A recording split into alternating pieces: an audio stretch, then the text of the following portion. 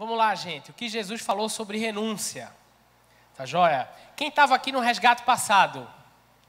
Aí, os sobreviventes da enchente, né? Sexta passada foi água para torar.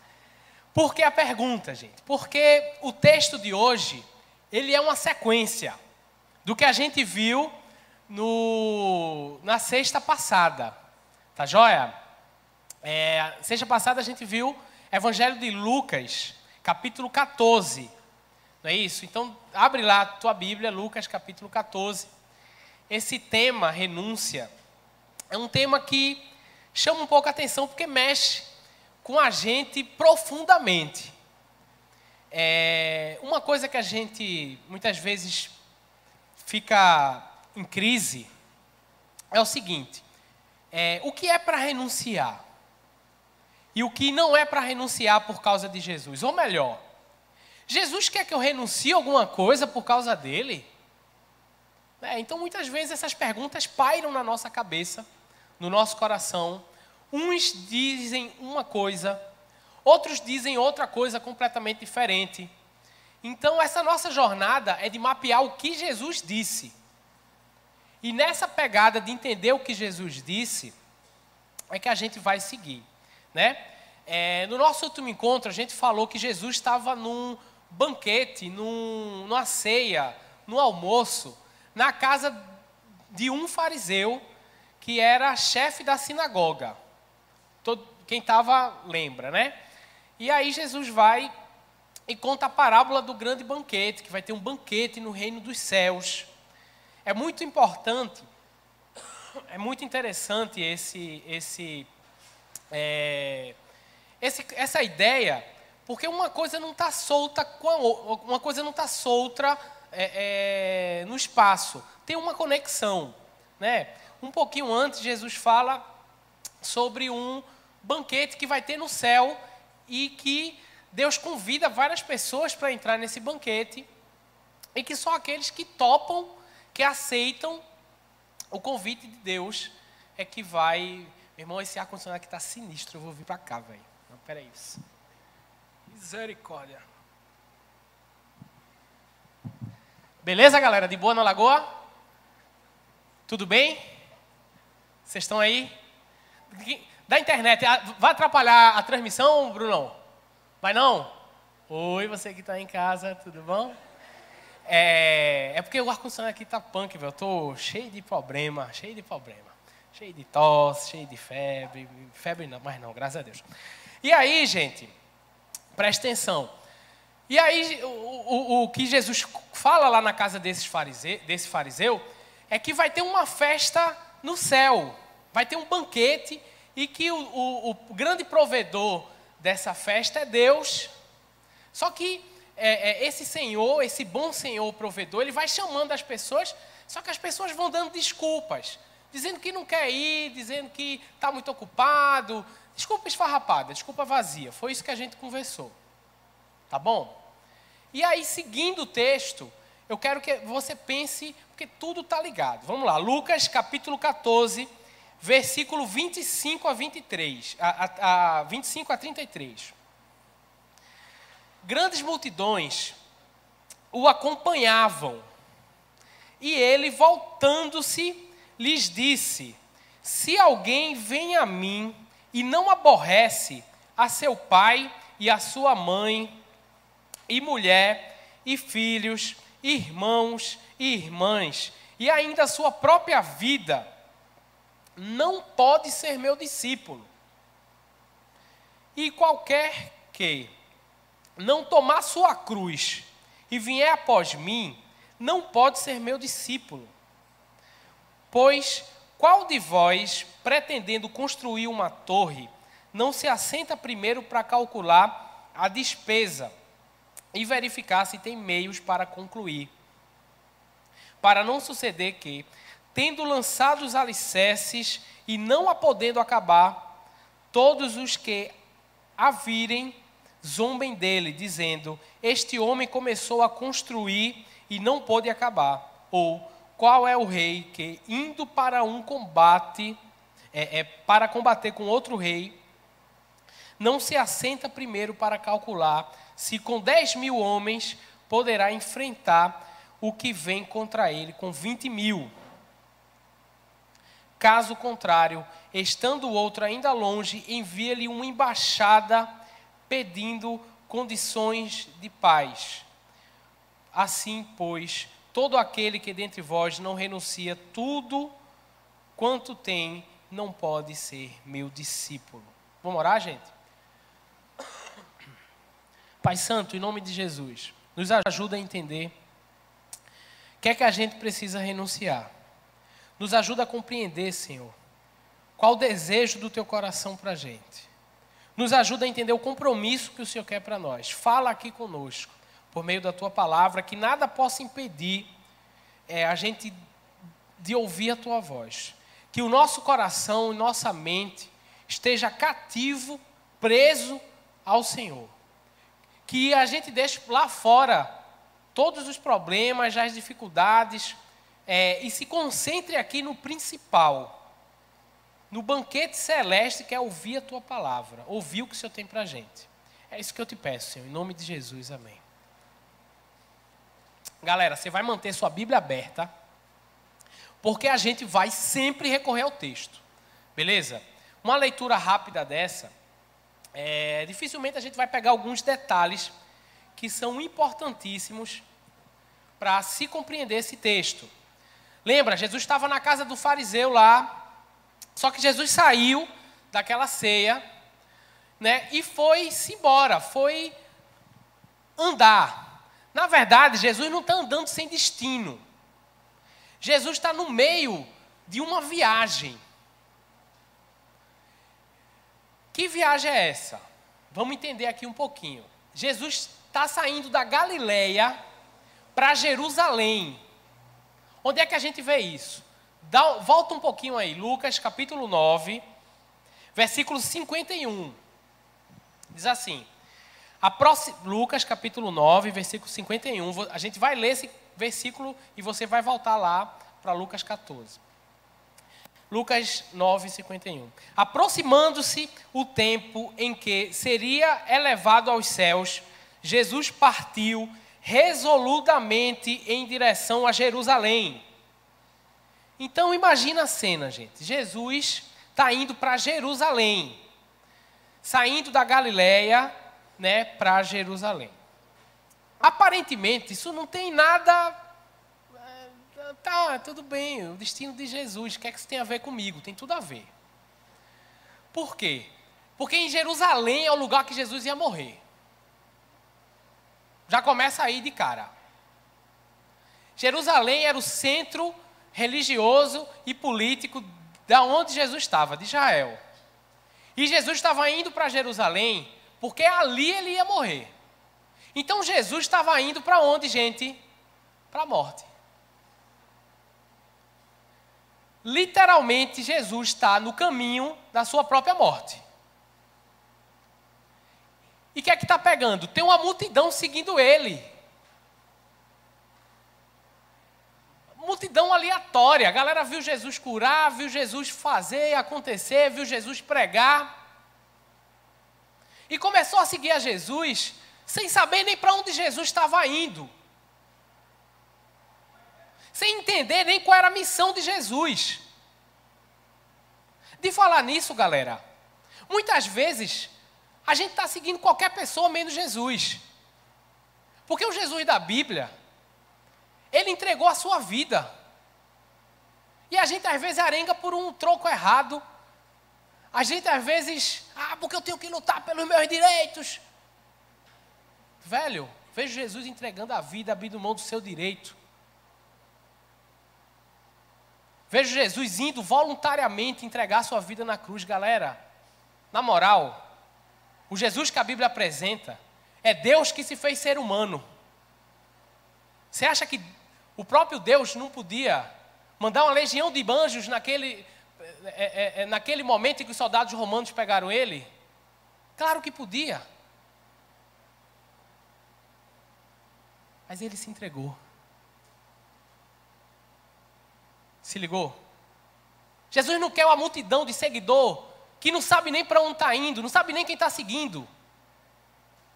Jesus para, imagina a cena, Jesus começa a andar, a galera andando atrás de Jesus, certamente cheia de perspectivas erradas sobre Jesus, né? A gente tem vários elementos bíblicos para pensar que a maioria das pessoas no tempo de Jesus esperavam um Jesus político, um Jesus que vinha libertar Israel do domínio do Império Romano. Tem vários textos que até os discípulos, os mais próximos, viajam nisso.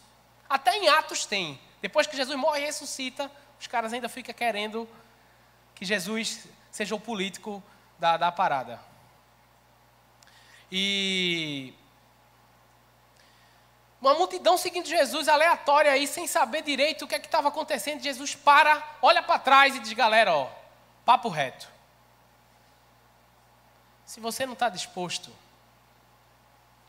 a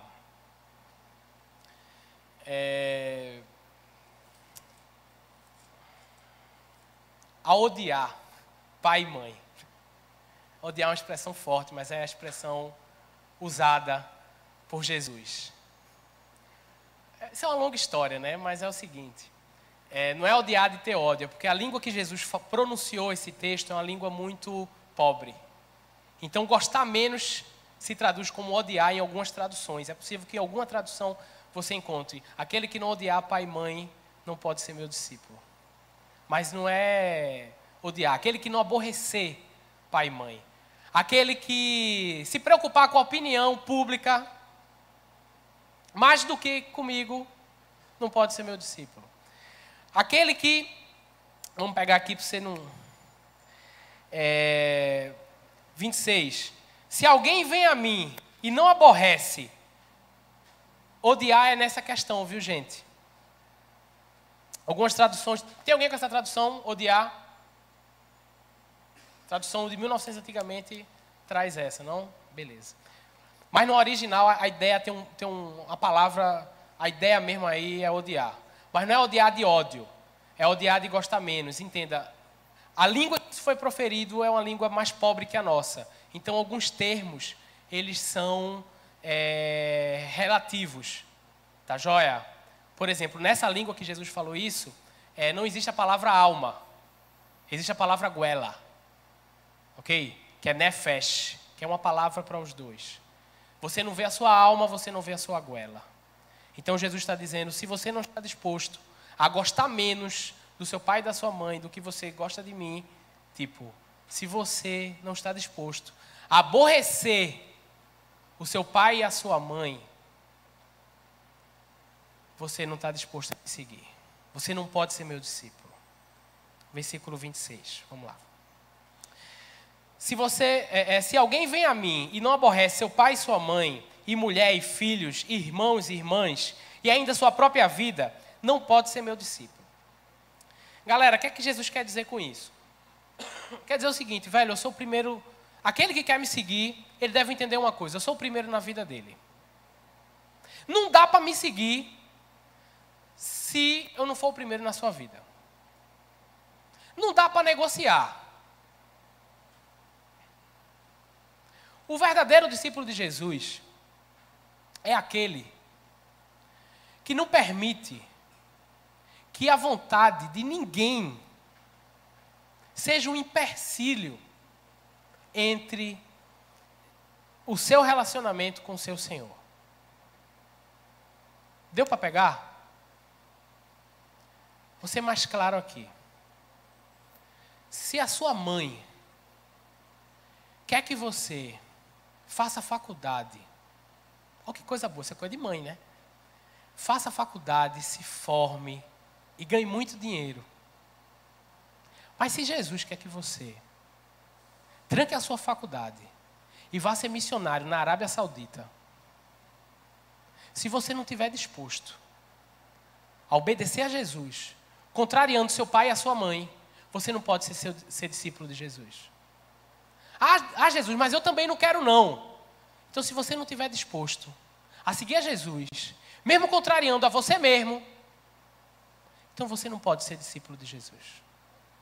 Gente, Jesus repete 3 vezes essa palavra. Não pode ser meu discípulo.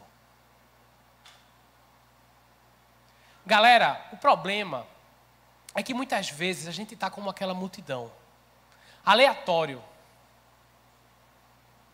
pensando que está seguindo, sei lá, uma tendência gospel, pensando que está seguindo, sei lá, qualquer pessoa.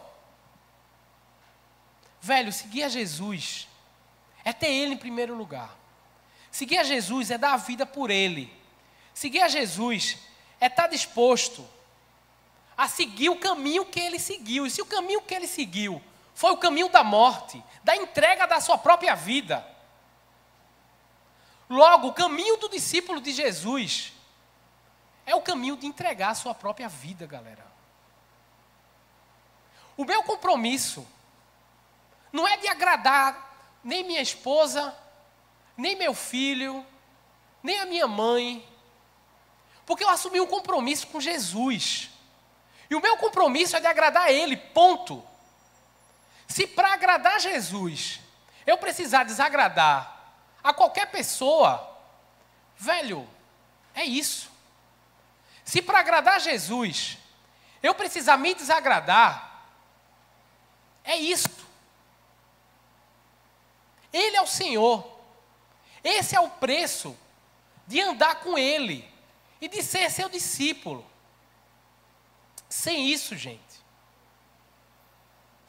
a gente só vai estar na multidão, perdido, se enganando, sendo enganado. Aqui, gente, Jesus está inclusive falando sobre a sua divindade. Lá em Deuteronômio, diz o seguinte: ouve, ó Israel, Deuteronômio 6, do 4 ao 5. Ouve, ó Israel, o Senhor, o nosso Deus é o único Senhor. Ame o Senhor, o seu Deus, de todo o seu coração, de toda a sua alma, de todas as suas forças. Jesus está dizendo, só pode ser meu discípulo quem me amar com tudo que é. Só pode ser meu discípulo quem estiver disposto a contrariar a si mesmo e as outras pessoas para fazer o que eu mando. Seguindo. Palavra dura, né, gente? Palavra real. Seguindo, versículo 27. E qualquer que não tomar sua cruz e vier após mim, não pode ser meu discípulo. Qualquer um que não tomar sua cruz e não vier após mim, não pode ser meu discípulo. Olha aí, gente. Olha a palavra não pode ser meu discípulo se repetindo aí. Jesus realmente quer falar sobre isso. Jesus realmente quer estabelecer critérios dos verdadeiros discípulos dele. Se você não estiver disposto a ir para a cruz como Jesus foi, você não pode ser discípulo dele, cara. Você está se enganando. Você está viajando. A gente segue um rei que teve a cruz e uma coroa de espinho. O que é que você espera mais para a sua vida? Se você seguir a Jesus, é para a cruz, meu filho. É para a coroa de espinho. O apóstolo Paulo entendeu isso. E ele fala aos Gálatas. Dá uma olhadinha aí. Gálatas capítulo 5, versículo 24.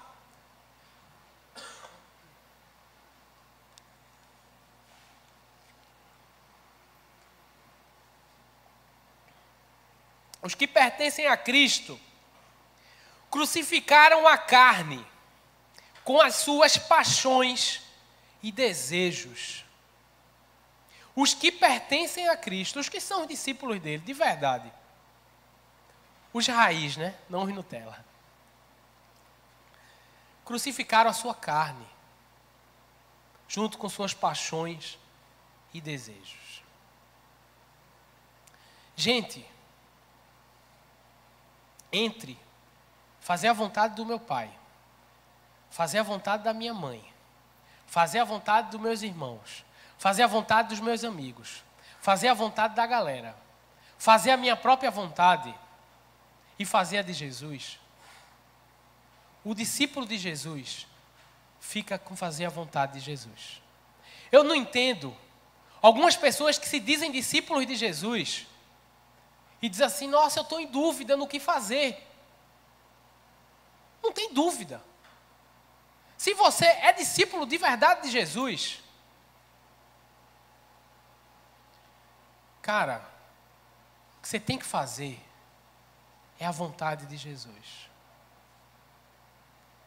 Tiago, ele fala sobre as pessoas que têm a mente dividida, que fica nessa, uma hora querendo agradar a Deus, outra hora querendo se agradar, outra hora querendo agradar o mundo. Tiago, ele vai dizer o seguinte, Tiago, capítulo 5, deixa eu pegar aqui a referência, Tiago capítulo 4, versículo 8, ele diz assim, aproximem-se de Deus e Ele se aproximará de vocês, pecadores, limpem as mãos, e vocês que têm a mente dividida, purifiquem as suas mãos, pare de ter a mente dividida. Ou você é discípulo de Jesus ou você não é. E se você é discípulo de Jesus, o seu compromisso com Ele é fazer o que Ele mandar. Não tem como você ser meia luz. Não tem como. Ou é trevas ou é luz, meu filho, minha filha. Como é que vai fazer? Ah, hoje, né? Brilha Jesus. A luz de Jesus em mim está brilhando, né? Aí amanhã, só pura treva. Apagão. A gente não está falando aqui, gente, de pecado. Todo mundo é pecador. Eu sou pecador também. Mas a gente está falando de um compromisso. Compromisso de bater no peito e dizer assim, velho, se for para morrer por Jesus, eu vou, velho. Se for para viver, dando a vida por Jesus, estamos aqui. Porque o viver é Cristo. E o morrer é lucro. Se ligou? É isso, galera. Jesus não quer uma multidão de gente seguindo Ele, não. Jesus quer a galera certa. O que é a galera certa? A galera comprometida com Ele. Jesus não quer quantidade, Ele quer qualidade. Eu não estou falando aqui que Jesus não quer que todo mundo siga Ele. Lógico que Ele quer. O desejo de Deus é que nenhum se perca. Nenhum. Mas que todos cheguem ao conhecimento da verdade. Só que a grande sacada, gente, é que aquela multidão que estava indo atrás de Jesus não tinha entendido. E Jesus não é como aquelas empresas que vai fazer um contrato com você e que mostra que vai ser só vitória. Agora é só vitória, agora, né? Que vai ser um negócio lindo. Mas que no final tem aquelas letras miúdas que ninguém consegue ler. E as letras miúdas é só bronca, né? Não, velho, Jesus joga limpo, Jesus joga aberto. Velho, ou eu sou o primeiro da sua vida, ou você não é meu discípulo. Ou você me ama com tudo que você é, com tudo que você tem. Ou você está disposto a viver como eu vivi, a morrer como eu morri, a obedecer como eu obedeci. Ou você não pode ser meu discípulo. Isso é tão sério, gente, que Jesus lança 2 parábolas, que quer dizer a mesma coisa. Eu não sei se você prestou atenção. A primeira parábola, ela vai falar de alguém que vai construir uma torre. A pessoa vai fazer uma construção. E aí, o texto diz o seguinte para a gente. Vamos lá. Lucas 14, versículo 28. Pois qual de vós, pretendendo construir uma torre, não se assenta primeiro para calcular a despesa e verificar se tem os meios para concluir? Versículo 29. para não suceder que, tendo lançado os alicerces e não podendo acabar, todos os que o virem zombem dele. Em outras palavras, antes de você construir uma torre, te senta. Vê se tu tem condições de construir. Vê se tu está disposto de pagar o valor. Se tu tem aí nas tuas finanças o recurso para pagar o valor da construção dessa torre. Sabe por quê? Porque vai ficar feio. Vai ficar feio porque tu vai lançar os alicerces, tu vai gastar uma grana construindo uma parada que no meio do caminho vai parar. E aí as pessoas vão olhar e vão dizer, olha que tolo. Começou a construir, mas não deu em nada. E aí ele lança outra parábola. Diz a mesma coisa a parábola, é a mesma ideia. Vamos lá, versículo 31. Ou qual o rei que indo para o combate, para combater outro rei, não se assenta primeiro para calcular se com 10.000 homens poderá enfrentar o que vem contra ele com 20.000. Lança outra parábola, diz, se um rei que tem 10.000 homens e vem outro rei com 20.000 homens, se ele não sentar e não calcular, dizer, rapaz, dá para mim essa luta? Eu posso ir nesse combate, nessa guerra, nessa peleja? Se der para mim, tudo bem. Se não der, fazer o quê? Então, o que é que Jesus está querendo dizer? O que Jesus está querendo dizer? Dá uma olhadinha aí. Vamos comparar. Vê, versículo 28. Você vai entender o que Jesus quer dizer. Versículo 28. Se, pois, qual de vós, pretendendo construir uma torre, não se assenta primeiro para calcular? Não se assenta primeiro para calcular. Parada aí. Versículo 31. Ou qual rei que indo para combater com outro rei, não se assenta primeiro para calcular? Palavra que se repete. Não se assenta primeiro para calcular. Sabe o que Jesus está dizendo? Galera, para tudo. Senta aí, calcula. Tu está disposto a me seguir até o final? Está disposto a me seguir até morrer? Na moral. Se chegar se entrar aqui agora uns caras aqui, vamos dizer 4 pessoas, fortemente armadas.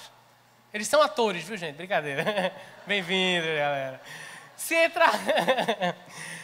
Toda a galera da arca aí, né? Gente boa. Se entrar uma galera aqui dizendo, velho, a casa caiu.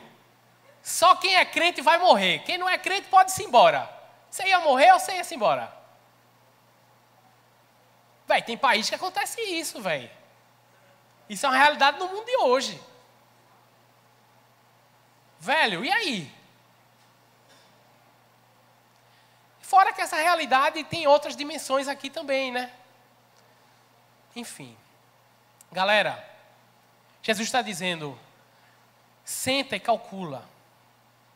Se ainda que não acontecer isso, mas você está disposto a viver a sua vida se negando por minha causa, crucificando os seus desejos, as suas vontades,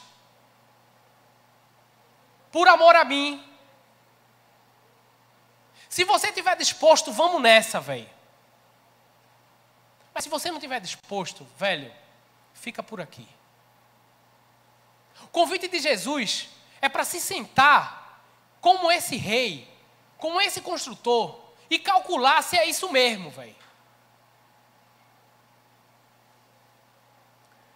O que Jesus quer, galera,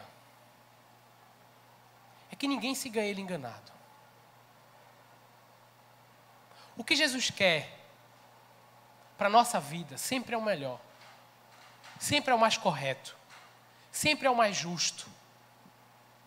Mas também, gente, sempre é o mais difícil. Não é à toa que Jesus disse que o caminho da vida eterna, ele é estreito. Mais amplo é o caminho da perdição. Velho, ninguém mais papo reto que Jesus. E esse é o convite Senta, calcula. E aí Jesus termina dizendo o seguinte.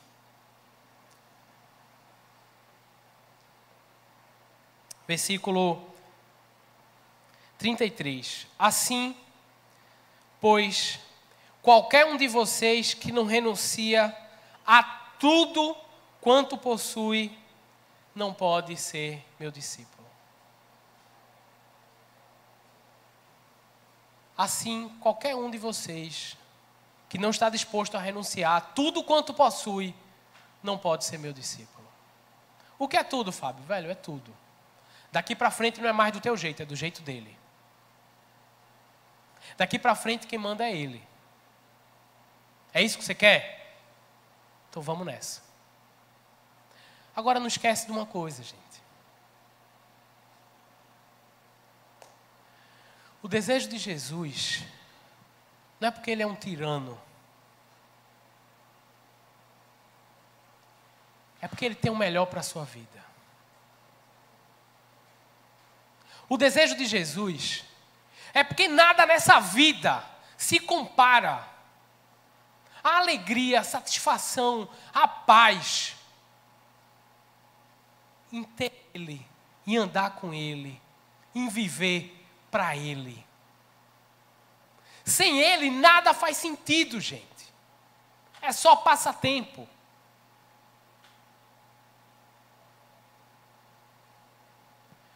O apóstolo Paulo entendeu isso. E olha o que ele fala no livro de Filipenses, capítulo 3, do versículo 7 ao 11. Mas o que para mim era lucro, isso eu considerei como perca por causa de Cristo. Muita coisa na nossa... Dá uma paradinha aqui e a gente continua. Muita coisa, velho, que na nossa vida a gente considera como lucro. Quando a gente bota na luz do Evangelho, a gente vê que não vale nada. Porque o que agrada ao Senhor é o que deve me agradar. O que desagrada a Ele é o que deve me desagradar. Não é mais o meu padrão de comando que importa. É o dele. Se você quiser ser discípulo de Jesus. Filipenses 3, 7 a 11. Mas o que para mim era lucro, isso considerei como perda por causa de Cristo. Na verdade, considero tudo como perda por causa do sublime conhecimento de Cristo Jesus. Por causa dele, perdi todas as coisas e as considero como lixo. O que o apóstolo Paulo perdeu, ele considera como lixo na frente de Jesus, cara. O que ele ganhou foi muito maior. Seguindo.